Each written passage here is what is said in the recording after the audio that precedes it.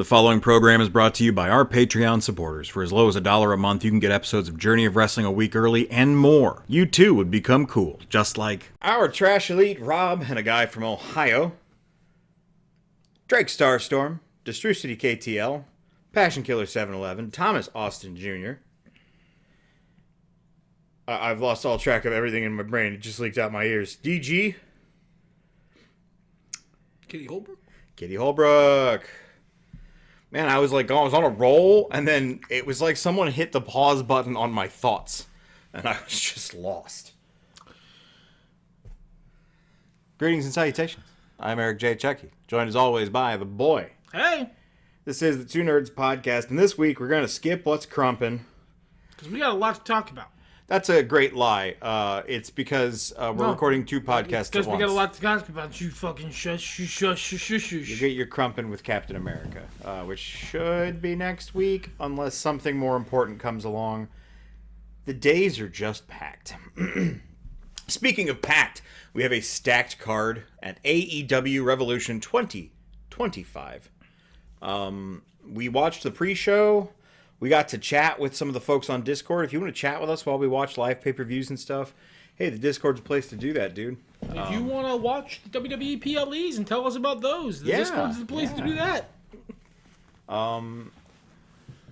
That's all the preamble I've got, man. How about you? Like, comment, subscribe. Now let's talk about the show. Right on. I don't want to speed run through this. This is the prelude to a 45-minute podcast. I don't know how much I really have to say about some of this card. I have a lot to say about the internet. I wish you could just open your mouth and make the dial-up noise. If I could, I would. It's almost worth editing for me to edit in you making up the dial-up noise right here, and then I'm like, whoa, how did he do that? Not quite, Edward. Not quite, no. Anyway, so we had the countdown, the 0 hour, the whatever they call it, the pre-show, where Commander and Hologram with Alex Abrahantes beat Lee Johnson and Blake Christian by pinfall. I don't really care what's going on there. I will say I am starting to lose my haterade for Hologram. Well, he got a better outfit. That helps. It does, and it's just been so long since he was debuted as the future of professional wrestling, and he's now just clearly another guy. And Penta and Ray Fenix are gone, so I can't be mad that they're booking him instead of them. You know, it was a pretty good match. Yeah, nothing to write home about, certainly, but it did its best. It did what it came to do. Spent about 10 minutes warming up the crowd. Shane Taylor Promotions ate a loss to the Undisputed Kingdom with Daniel Garcia. Danny Garcia snooched the win from Adam Cole, if I remember correctly. Oh, I can't care. Yeah, they're breeding a longer feud between them. Yes, you're right. He absolutely did. He tagged himself in as Cole was about to hit a Panama Sunrise, and then he hit him with the Dragon Tamer and got the win. The enemy, not Adam Cole. They're on the same team. Boy, howdy, do I not care about this. I like Adam Cole as a streamer and as an athlete. I like Roderick Strong as an athlete. I like Kyle O'Reilly as an athlete, although admittedly the least of these four. And I like Daniel Garcia's in-ring character when we're not in the middle of Daniel Garcia, please stay in our Fed fanfiction. I don't care about any of this. The Undisputed Kingdom has negative charisma. And it is so bland. They are so clearly a heel faction, which was forced to go face by the realities of existence, that it doesn't work, guys. I'm sorry. We've completely lost two of the members of the Undisputed Kingdom. The Kingdom part. This is just Undisputed Era now. This is minus Bobby Fish. The Kingdom, half of them are just gone. We don't see those guys anymore. Yeah. The action was fine, don't get me wrong. It was just... I also take umbrage... I'm going to say this, and then later on there's going to be a contradiction, but it is still the case. In large part, AEW does not like letting its heels win. Shane Taylor Promotions is never going to look like anything of a credible threat if they don't get to win matches. Look, I'm not as down on the Undisputed Kingdom as he is. I wish their booking made sense, but reality intervenes, and I gotta get over it and let them try and sell me on what they have. But I don't care about Cole versus Danny Garcia because I think winning the TNT title would be a step down for Cole, and I think Garcia has done nothing with it, so he doesn't deserve to keep it. So really, it's a lose-lose. Taking it off of Jack Perry was a mistake. Just a complete fucking unforced error. But more so, the second thing you mentioned, I didn't care about this match because I don't care about anyone fighting the Turbo Jobber Squad. Shane Taylor Promotions they are important on Ring of Honor, as I understand it. Isn't one of them like the pure champion or some shit? No, that's maybe. Wasn't it Maybe Lee Moriarty is, yeah. Because you looked it up and I was like, Lee Moriarty's been here since I started watching AEW and he's never mattered one time. And you looked it up and said he was the pure champion. Yeah, you're right. So they might be important on Ring of Honor. I totally buy that. I don't watch Ring of Honor. I watch AEW. And in AEW, they are turbo jobbers. I've never seen them win a match. And I don't think I will anytime soon. Yeah. So, the fucking Brooklyn Brawler, Knuckleball Schwartz, and the Blue Meanie lost. You could have thrown a third guy that dude played. I think he was a doink at one point. Yeah, I went with Blue Meanie. You really ruined.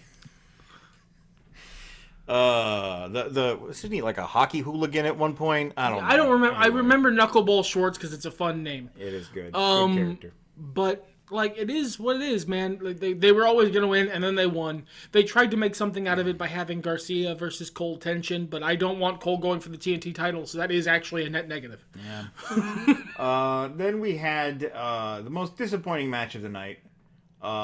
Big Boom AJ and Orange Cassidy and Mark Briscoe defeated Johnny TV and MXM Collection. The reason is the most disappointing match of the night is I now know what the Rizzler looks like. He showed up in OC cosplay along with Orange Cassidy. So look, all I'm saying is, what sort of fucking hack dresses up a kid in a funny outfit like a real wrestler and parades them around for the purposes of getting over? I mean, really. Who does that? You didn't get that one, but trust me, your kids are going to love it. That's a secret tool that will help us later. Future. Okay, so like I was making a joke because of the Rizzler, but honestly, I really didn't like this. I mean, the booking was fine, and I get trotting out the popular guy. That's fine. It was just such a... They made I forget, but I think it was a member of MXM sell Big Justice's powerbomb. And that's fine. I don't even hate that. It's just the choreography of the match was so by the book, get the crowd hyped up with random crap. It really bounced off of me. Random HBO guy showed up at the end of the match to high five everybody like they were involved. Yeah, I just didn't. I didn't care for it. And I like all of these guys except for Big Boom AJ, who I am neutral on. Much against my will, Taya Valkyrie is slowly growing on me. I think I've mentioned this before on the podcast, but I will mention it again. Every time I see Taya Valkyrie, she is a different person. She has been recast, as far as I can tell, every time I've seen her. Since her initial run versus fighting for the title, she looked the same that whole run, and then every single time I've met her afterwards. That's a different human. She's been recast. May I make a playful joke at your expense? Absolutely. 2024 was the year the boy was introduced to the concept of wigs and makeup. No, that's actually, it's nothing to do with her head at all. Oh, okay. Like her head, those being changeable things, that's fine. I understand that. It's that she's a different human shape. She's a differently shaped human in very noticeable ways every time. I guess I'm just not really looking. I guess I'm a man of taste. We move into the main card here. We've got MJF going up against Hangman Adam Page in a very well-booked feud between them.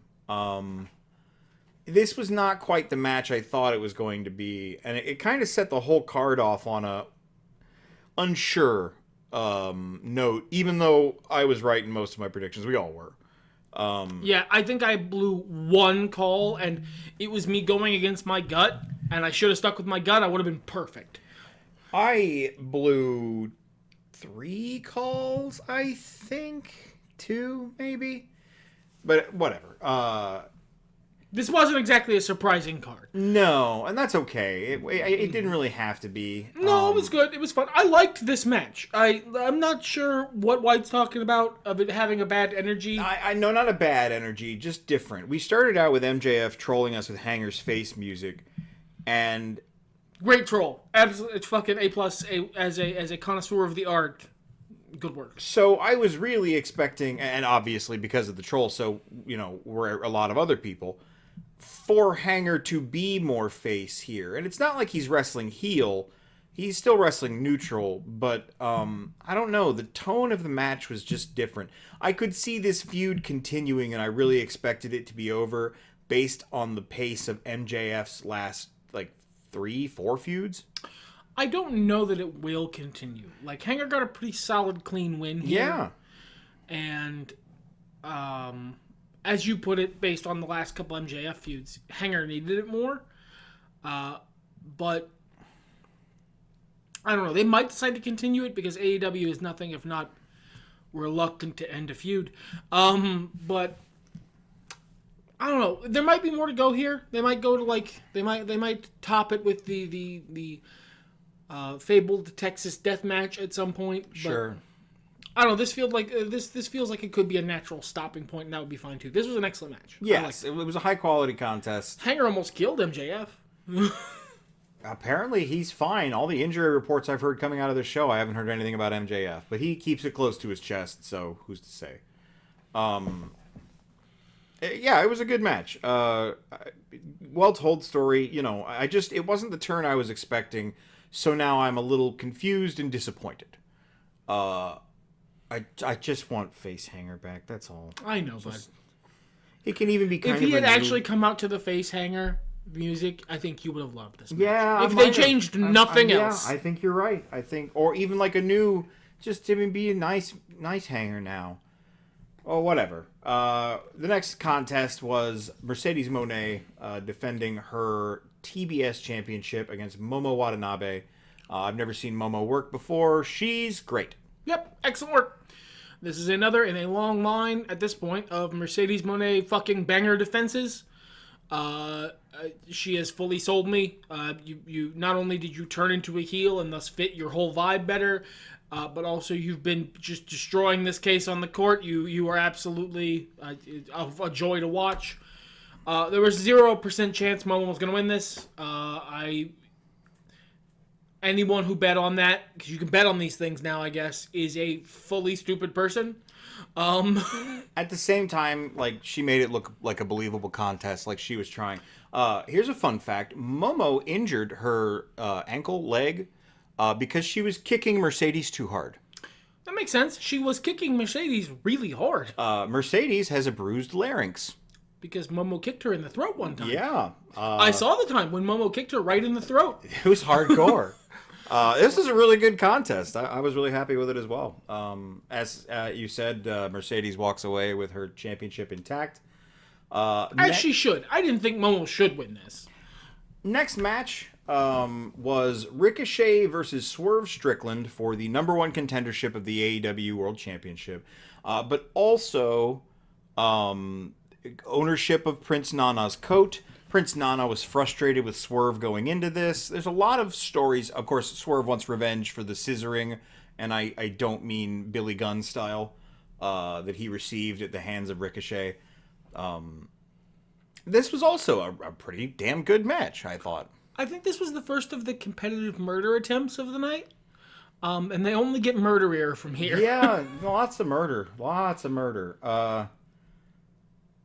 There were some storyline things throughout this. Nana tried to dissuade Swerve from murdering Ricochet, which would cost him the match. Yeah, he didn't want him to get himself DQ'd. Because Nana has been like, dude, leave this Ricochet crap alone. Leave Ricochet alone. You get past Ricochet. Ricochet isn't your problem anymore. You should be focusing on getting your title back. Yeah. Because he's a good manager. Yes. And Swerve is just full of emotions. Big emotions. So he shoved him, and Nana's like, you know what? Fuck you, I'm out. And he leaves. He gives him the bird. So there's a portion, a Nana-less portion, and Swerve seems genuine like, oh, I fucked up. And Ricochet gets some really good offense in after that. Well, the match continues on for a little while. Nana comes down. He steals his coat back from Ricochet, and he's like, no, I'm here for you. You can do this, Swerve. Reconsiders himself. He had to take a break. He had to take a breather. Sure. Passions run high. Ultimately, Swerve goes over. Nana gets his coat back. He's got the #1 contendership. Swerve presents the coat to Nana in gratitude. Fully kneels and presents it as a knight presenting a sword to his king, and I fuck with that. Yeah, I'll fuck with that real heavy, man. That was good. After Swerve swerved the fuck out of the promo on Wednesday, I was a little... Honestly, it's the first time he's done that in this whole feud. Yeah, it's the first time he's done it in a while, to be honest. Yeah, but you know what? One little bump doesn't ruin the whole thing. I thought this was really well put together. I love the new character for Ricochet. I'm looking forward to seeing what he does after this. I am too. I understand why he lost this match. But it would have been interesting to see the alternate universe where he wins. Our next match. This is one of the ones I missed a call on because I was being optimistic. Brody King versus Kazuchika Okada for the AEW Continental Championship. Now, we did a podcast on the Australian show where Buddy Matthews, is that what he is here? He was Murphy in the other fight. Yeah, Buddy Matthews. Yeah. Buddy Matthews challenged for the same title and lost. So I thought perhaps Brody was going to get the title to lend some legitimacy to their stable. No. Because Okada doesn't need it anymore. Absolutely And he never needed it in the first place. But yeah. No. They're jobbers now. There has never... the fall off of the House of Black should be studied. Cerberus is like... The House of Black was never booked as strong as they deserved to be for how cool they were, how over they were, and how excellent they could be for, like, every part of wrestling. Merch sales, social media, the whole kit and caboodle. They had it, and they were never booked as strong as they should have been, which caused fucking Malachi Black to leave. And then they repackaged them as the Hounds of whoever the fuck. And the fall off must be studied. Their aura is zero. Their Riz is gone. They suck now, and they're jobbers. They stopped pretending that they were putting forth effort into building these characters, and that's a shame because all three of them have a lot of talent. Yeah, all of these wrestlers are talented, but your gimmick is mid, and you're not winning matches. So yeah, I actually missed most of this match. I had biological matters to take care of. What did you think of it? The match itself was good. The match itself, I mean, Brody King is a good wrestler, and Okada is fucking Okada. I love how they have made him being a lazy shit into his character. Oh, yeah. So that Okada, just sort of coasting through his nice contract in AEW can make sense in a storyline way, and I like that. I called this correctly because I will believe that the Dog Boys and Dog Girl have any shot of winning anything ever again when one of them does. Yeah. Not a picosecond before that. Our next contest was a dream as well as a nightmare. The Outrunners were going up against... Who was it? The big guys, wasn't it? Murder and Boring? The Don Callis leftovers. Yeah. And it was a contendership match for the tag titles that the Hurt Syndicate currently have. And the Outrunners had a surprise victory, which is great because I get to watch two of my favorite tag teams in AEW fight each other. But also it sucks because I get to watch two of my favorite tag teams in AEW fight each other, and one of them has to win and one of them has to lose. This was a really fun match. It wasn't the longest in the world, but it was basically the Hurt Syndicate surprised by the chutzpah of the Outrunners. The Outrunners got a decent advantage. MVP looked at them both and went, "What the fuck are you doing?" And then they went in there and murdered them. Will you quit fucking around? Yeah. Stop. This isn't funny. We're trying to win the match. Go win it. And then they did. I thought it was great for both characters. It didn't overstay its welcome. I thought the action was fun and good. I like seeing Bobby Lashley throw some spears. I like all four of these guys. all fully agreed, I'd have put the title on the Outrunners. You would have. I think it hurts the Hurt Syndicate to lose it now. The Hurt Syndicate 0% needs those titles. I agree. I wouldn't have put it on them in the first place. A friendly contest between the Outrunners and Private Party would have been more to my preference. I would like to see Bobby Lashley doing single stuff and maybe Shelton Benjamin and another guy. Or, without a third dude, just have them do individual titles, TNT and World, or Continental. Bobby Lashley versus Okada, that's crazy. Yeah. But, hey, I'm not running the Feds, so what do I know? And notably, TK is not listening to fucking anybody anymore. Yeah, his words. So we come to match of the night, indisputably, among the World. This was the match of the night. This is the thing I want to say to the internet. Internet, I fight you a lot. I disagree with you a lot. On this one, you're right. On this one, we agree. We are on one page. We are of one mind. Not only was this the match of the night, this is the best match AEW's put on in a little while, and absolutely, this should have been the main event of the fucking card, and it's a travesty that it wasn't. I wish the wrestling-y parts were a little wrestling-ier. Not too much. It's still a brawl. It's still a blood feud. I wanted to see a little bit more of what these ladies can do, that I know they can do, in this contest. But for what it was still a stellar, grotesque, well-written, well-paced, well-acted execution on the culmination of a storyline that's been running for, a year now? A year and a half? Feels like forever. It feels timeless. So, timeless Toni Storm versus Mariah May for the AEW Women's World Championship. The Hollywood ending has been fucking gold. It has been gold just constantly. No part of their feud since timeless Toni Storm and Mariah being a team, with Mariah being Tony's understudy, Mariah turning on Tony, Mariah killing Tony, Tony coming back from the dead with amnesia, Tony revealing it was all a ruse, and then this final push is just gold. 100% fried fucking gold. I unbelievably entertained by all of it, and this was the perfect Hollywood ending to it. Being able to see the story in the rear view, in hindsight, a round of applause, standing ovation. This was spectacularly done. My compliments to especially Tony and RJ City, who were really instrumental in building the story itself. This should go down as one of the greatest storylines in wrestling. Yeah, fully agreed. Again, it's travesty and a nightmare that we didn't get the perfect ending to this show, which would have been the end as the camera slowly pans back and then credits. It is what it is. If something's too perfect, then how do you know what bad is anymore?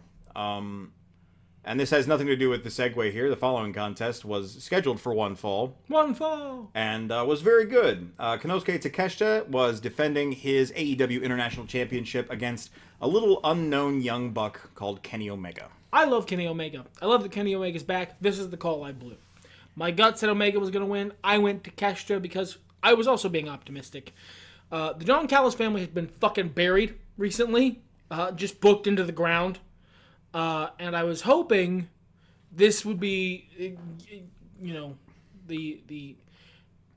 the one place where they got to have a victory for the night, because I knew they weren't winning the other one. And I was wrong. I mean, I bet against the EVP. It was never a smart call.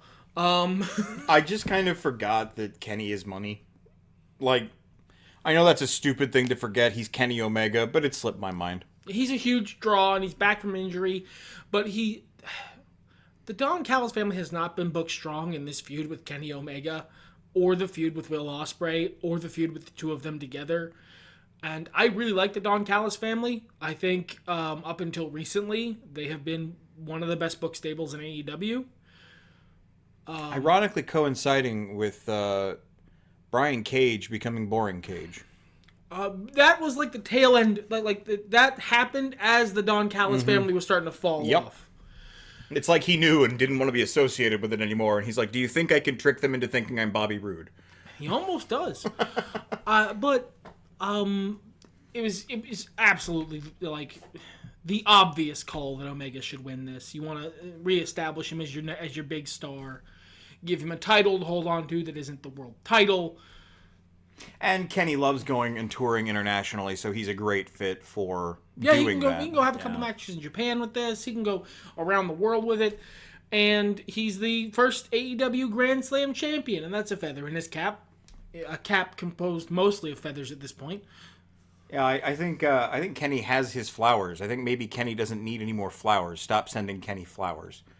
No, he can celebrate. This is a fine call. I don't know that it's what I would have made. I would have pushed Takeshita a little harder and then had someone closer to Takeshita's level of experience defeat him for the title. But this is fine. It's just not the call I would have made, but it's fine. Yeah, the match was absolutely fine. I don't think it was... It wasn't as good as the Kenny Omega matches before he went away for injury. That is an unfortunate reality. It was still really good, though. It was still really... Look, 75% of a Ken Omega is better than 80% of all wrestlers ever. So...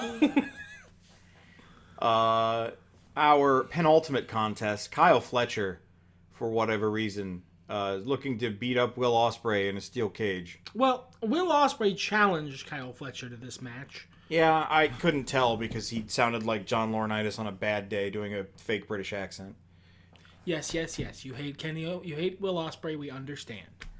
Well, there's some new viewers. They need to know. I think this match was really good. My friend here, I don't think he agrees. Look, it was well wrestled, and they had some really shocking, incredible moments.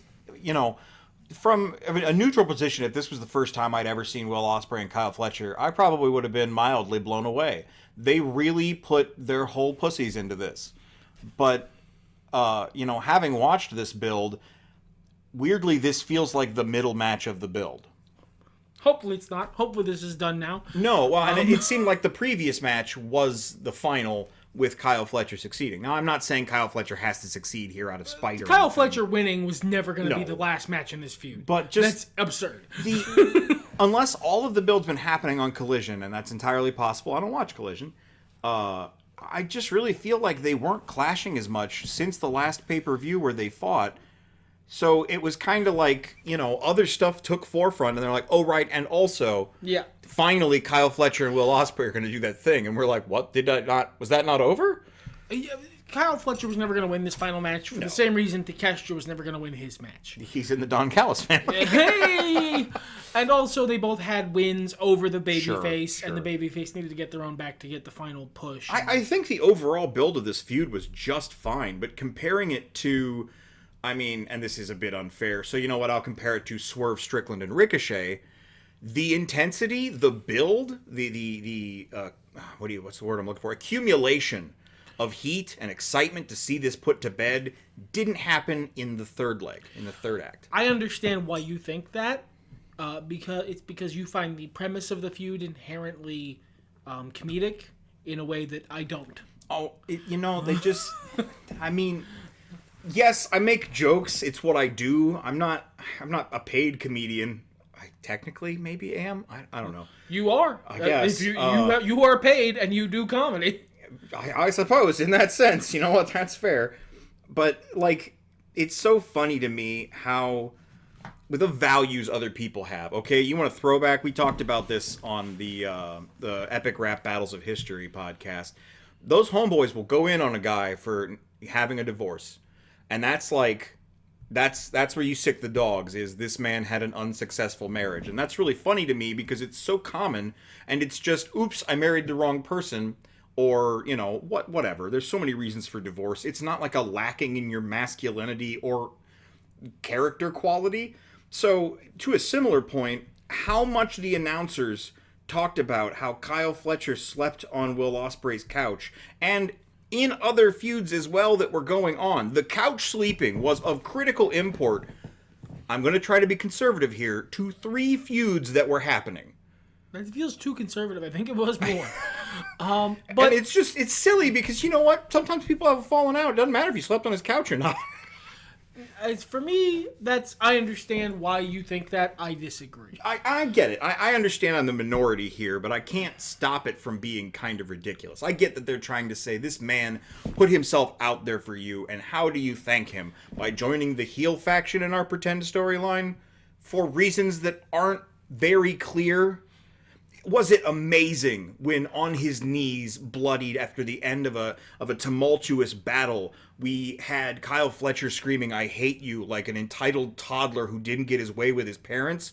Yes, wonderful acting. That's not the right comparison. I'm going to try and explain this to him as best I can, listener. I swear. The right comparison is Anakin Skywalker and Obi-Wan. Okay, I can see that too. These guys were, in terms of in wrestling universe, right? In the amorphous sort of pseudo shared continuity that indie wrestling and AEW share, right? Kyle Fletcher and Will Ospreay were brothers. Kyle Fletcher was Will Ospreay's little brother, who, was his understudy. We used to make jokes about him being Ospreay's understudy. Sure. He dressed like Ospreay. He wrestled like Ospreay. He talked like Ospreay. He joined Ospreay's faction and had a special little gang sign they came up with together. They lived in the same house. They shared the same table to eat. They went on the road together. They drove together. They lived together. They were brothers. And then, for clout and out of jealousy, Fletcher turned on his family and began trying to end that guy's career because he couldn't stand near the man who he feels he has been living in the shadow of. I guess maybe the problem here, this is not me criticizing the product, this is me criticizing me and my own inability to suspend my disbelief all the way, is that, and I'm not spoiling anything for you guys because this was said on the pay-per-view. Well, this is a great segue. I'm not going to take this from you. It turns out wrestling is fake. The wrestlers know the results of their matches before they go out to have the match. Thank you, actress from movie. She must be so mortified. Oh my god, yeah. Or rather, she might not give a shit.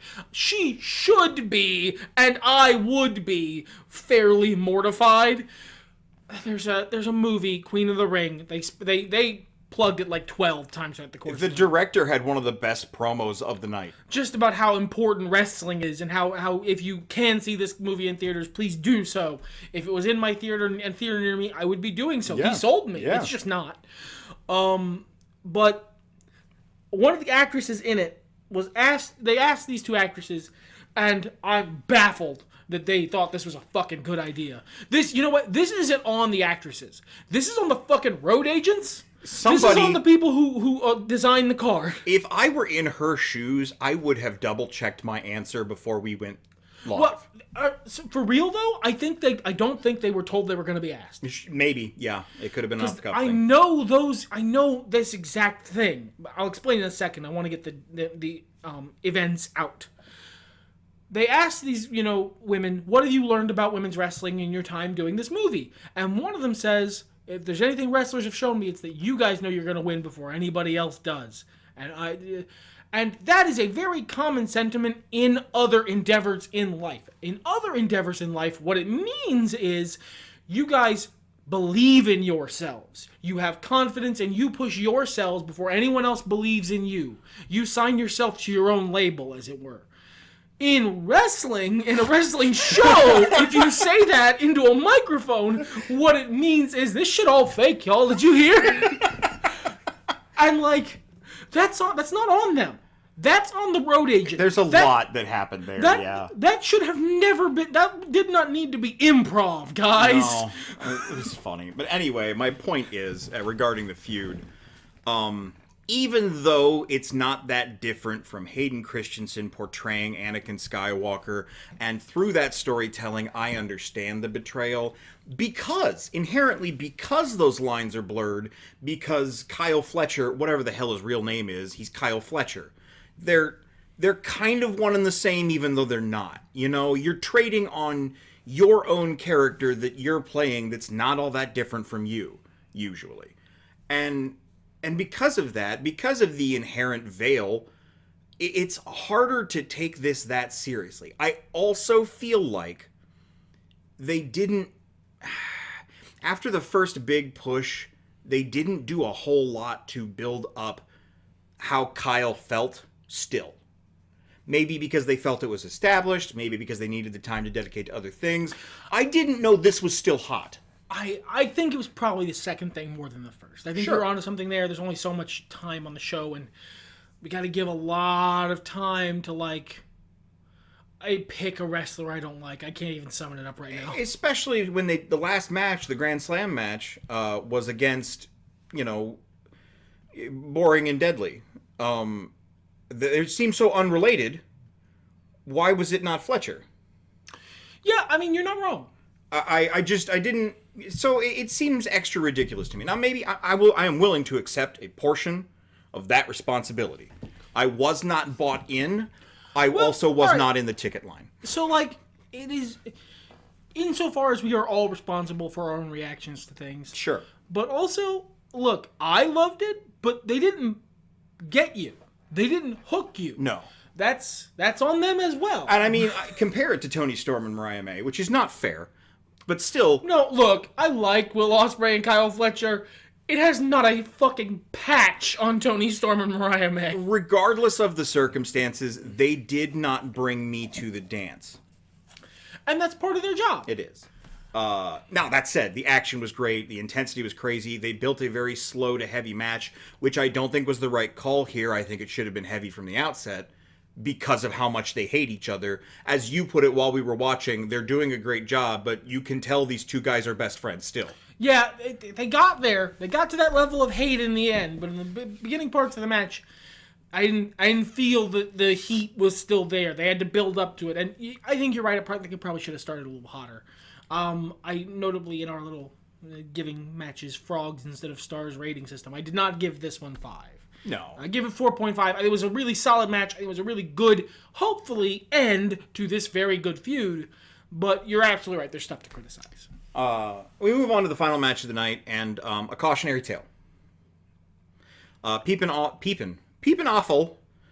People often ask, why are you essentially a broadcaster when you can't talk? And to them I say, from the bum. People also ask why White doesn't tend to fantasy book. And to them he says... there were two scenarios I was presented that sounded pretty neat, pretty interesting ends to Jon Moxley defending his AEW championship against Cope. I almost said the other guy because his name is last. I think this was a well-built storyline. I, unlike most of the internet, am pretty bought into the Death Riders. I think this is the best stuff I've seen Moxley do. This is one of the things I fight with the internet about. Death Riders is peak. It's great. Y'all are haters. I don't get it. Now, I wish Yuta in particular had more consistent storytelling. I fear for Wheeler Yuta. Yeah. I fear he's falling into the Virgil dimension. It's burgeoning on stopping being a tragedy of a man being manipulated by a mastermind and starting to become a farce where he's a butt monkey and that's all there is to it. Yeah, basically. He's falling into the Virgil dimension. In the wrestling world, if you have someone who gets beaten up and pushed around, belittled in a stable, and they start to show, like, and they turn on the stable, on the guy they're in charge of and leave him and, like, bounce in the middle of a thing and go, I'm done dealing with you. You don't then have him go back. Right. That's not... The Bloodline did this a lot, as I understand it, and that is doing is a wrong lesson to take. It makes them look like a fucking spineless dweeb. It makes it difficult to book them in the future, and if you edge for too long, it's just not going to be worth the effort. Pun not intended. I only just noticed it. So of the two scenarios that were presented, one was Cope wins the title, and Christian immediately cashes in his not money in the bank, not briefcase, and steals the title from Cope like he did with the TNT Championship, kicking off that nonsense. I think really solid scenario, gives us Christian a nice solid heel, a nice beatable heel champion for probably Swerve to kill next month. Fantastic transitional champion that I don't want to see on top. The other option, pointed out to me from Internet Theories, I believe you read. It was perfect, and I immediately went, oh, that's great. I want that to happen. They've been making a big deal that Christian has to sign the contract before the match is earned. AEW has been known to play fast and loose with the rules like that, so there was a suggestion that Jay White has been sticking close to Cope purely so he could steal Christian's contract when he tries to cash it in, sign it himself, and steal the world title from Cope. This is excellent building for Jay White, who I believe genuinely... We make jokes about the game Journey of Wrestling. If you don't happen to watch that and you're watching this, strange. The overlap's about 100%. That's a little odd. But if that's the case, allow me to explain a little bit. Jay White has perhaps the clearest case of natural heel I've ever seen. He's just... I'm sure he's a very fine gentleman in his private life. He is the most hateable shitbag. He just never manages to express a genuine thought without making it sound like, at best, a backhanded compliment. And I think he does really well as a heel. And this would have been an excellent, his big babyface thing was just him cozying up to the guy who could beat Mox, who he didn't think he could beat, and utilizing his very well-established character trait of being a very smart, on-the-ball, head-on-a-swivel, canny competitor to eke out an AEW title in a situation where he might not otherwise be able to capture one. That would have been excellent. It would have been good booking for Cope, would have kept him safe, would have kept him protected. Good booking for Mox, would have kept him protected. And, good booking for Jay White, and would have given, again, a nice heel champion for Swerve to murder. Again, I wouldn't have cared for it because I don't really care for Jay White. But you know what? I often don't get what I want, so that's fine. What they did instead was, in the middle of the match, Christian Cage cashed in his contract to get beat by Mox. After Wheeler Yuta showed up to kill Cope again, he's back on the team. And Jay White failing to put his clever head on a swivel and kill Cope accidentally. Yeah, Jay White, it turns out, no, he was just trying to be a babyface the whole time and help Cope, and he kills Cope. Wheeler Yuta kills Cope. Christian Cage comes in and kills Cope, and then gets beaten by Mox in 2 minutes. There was a cool spot at the end where Christian was trying to pin Cope while Mox was choking him out. I thought that was cool. That's really funny. That's perfect Christian booking. But it's not, especially in the face of these fantasy booking options, even without them, this would have been kind of lame. With them, it's atrocious. It's perfectly safe booking. It is. From a neutral standpoint, I get it. It saves Cope. It saves Mox. You did a look. There's an old podcast by a guy I don't like very much anymore, where he talks for a long time about how, well, you're gonna go over the Shield, but you gotta make Roman look strong. You gotta make him look strong as much as possible, but then you win. And he's like, you make him look strong, you have him win. And they made Cope look strong. He had to be killed by 9 dudes and then still didn't even take a pinfall. I understand protecting your Adam Copeland. He's one of your bigger stars. He's a good sign from WWE. But guys, turn it down a little bit. I'm sure he's raw by this point. Just a little less suction. Yeah, and this is more credence that this match should have been higher up the card. Because this ending was nothing. No one cared. Swerve showed up and got people to chant Swerve's house for a little while. As I gather, when the cameras went off, Swerve and Cope had a confrontation, and Cope looked a little... the crowd booed him out of the arena, basically. I don't know if that was intentional or not, but it's what happened. Yeah, we all like you, Cope, but we don't like you as much as Swerve, is what the fans said to him. Sure. As always with the pay-per-view, I walk away saying, I am curious to see what's going to happen in the future, but a little bit more like, in the middle of a cooking show when one of the chefs is really fucking up and everyone knows it? Yeah, let's see how they turn this around.